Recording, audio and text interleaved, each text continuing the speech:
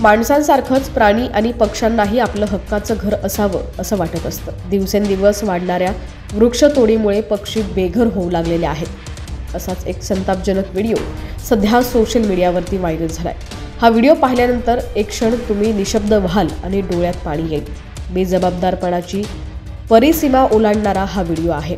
माणसाच्या बेजबाबदारपणामुळे काही शेकडो पक्ष्यांचा बळी गेलाय। निष्पाप पक्ष्यांना लोकांच्या निष्काळजीपणाचा फटका सहन करावा लागतोय। याचा व्हिडिओ सध्या सोशल मीडियावरती व्हायरल होतोय। मिळालेल्या माहितीनुसार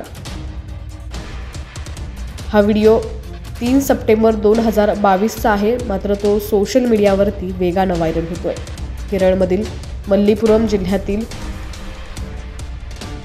तिरुडगड या शहरातून हा व्हिडिओ समोर आलाय। राष्ट्रीय महामार्ग 66च्या विकासासाठी झाडे तोडली जात होती। एक झाड असं होतं की ज्यावर पक्ष्यांची खूप घरटी होती।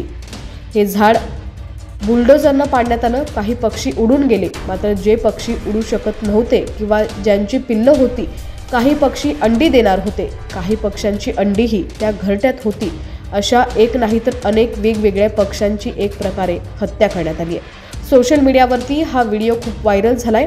त्यानंतर विचार न करता चिंचेचं मोठं झाड तोडल्यामुळे शेकडो पक्ष्यांना जीव गमवावा लागलाय।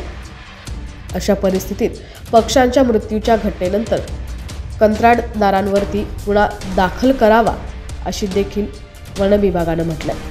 अनेक लोकांनी या घटनेनंतर संताप देखील व्यक्त केलेला आहे। तर या व्हिडिओवरती तुमचं देखील काय मत आहे आम्हाला कमेंट सेक्शनमध्ये नक्की कळवा।